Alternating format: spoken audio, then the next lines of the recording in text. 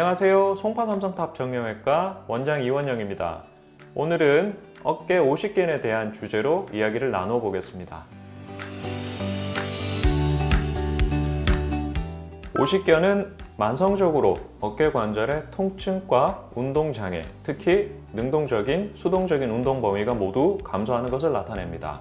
주로 50에 호발하는 질환으로 오십견이라고 불리게 되었으며 동결견이나 유착성 관절낭염과 같은 의미입니다.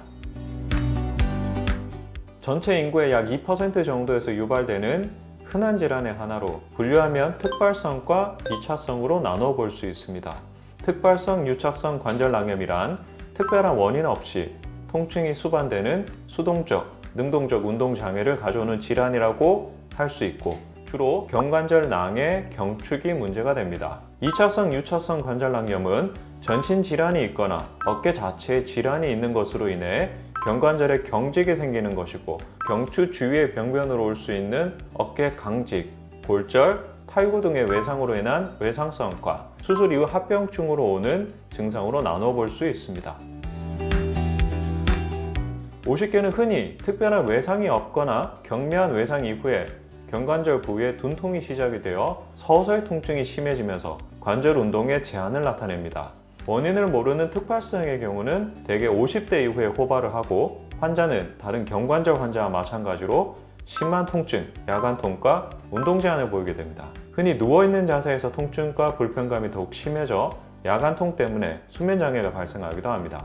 이 야간통은 다른 어깨 질환에서도 보이기 때문에 동결견에서 보이는 특이한 증세라고 할 수는 없습니다. 관절 운동은 전방 거상, 외전, 외회전과 내회전이 모두 제한되고 서서히 진행하여 일상생활이 크게 불편해지기도 합니다.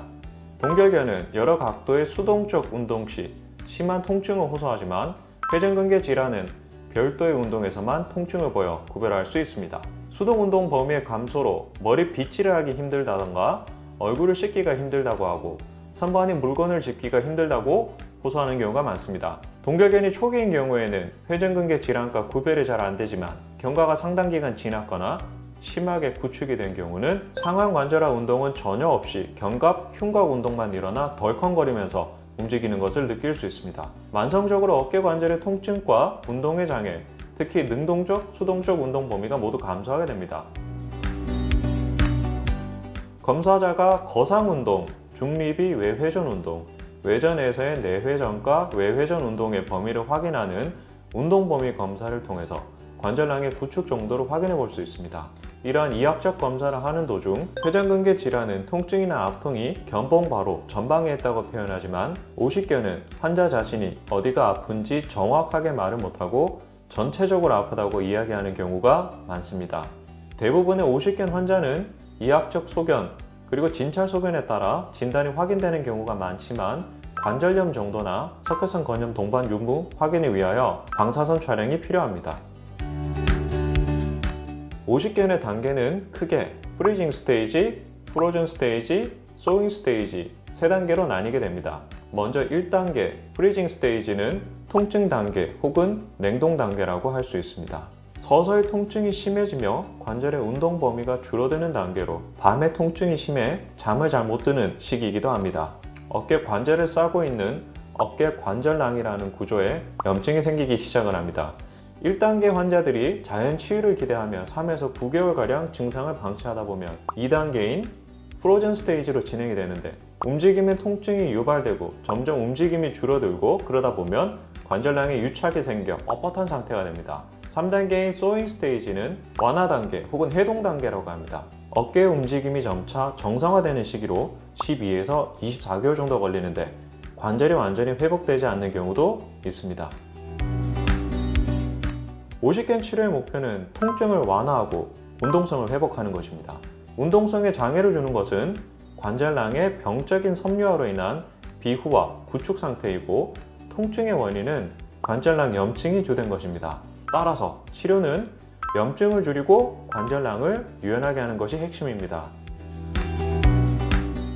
염증 치료를 위해서는 진통소염제를 포함한 약물 치료와 온열 치료 등의 물리치료가 도움이 될 수 있습니다.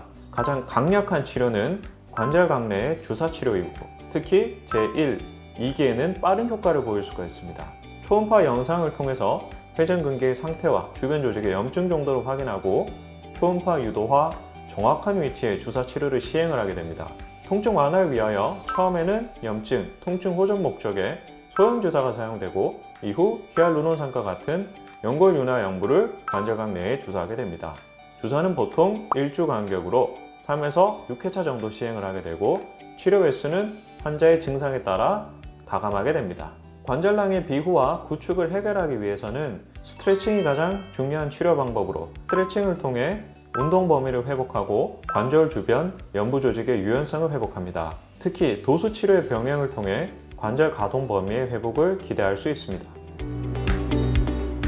오십견을 예방하기 위하여 위험 요인으로 알려진 것을 일상생활에서 회피하도록 예방하도록 권장됩니다. 당뇨병이 있는 경우 5배 이상 위험성이 증가하고 양측성으로 발생하는 경우가 흔하므로 혈당 조절에 주의하셔야 됩니다. 그리고 경관절의 지속적인 고정이 동결견을 유발하므로 이를 피하고 적절한 경관절의 스트레칭을 규칙적으로 하여 이러한 위험 요인을 최대한 피하는 것이 좋습니다. 운동이 통증을 유발하는 오십견 초기에는 일정 기간 휴식을 취하는 것이 도움이 되고 이런 시기가 지나면 경관절의 통증을 심하게 유발하지 않는 범위에서 자가운동 치료 방법을 통해 수동적 관절 운동을 시행하는 것이 바람직합니다. 수동적 관절 운동은 따뜻한 물 찜질 이후에 시행하는 것이 효과적이며 추운동, 손가락으로 벽 걸어 오르기, 막대를 이용한 운동, 도르래 운동 등을 이용하는 것이 도움이 됩니다.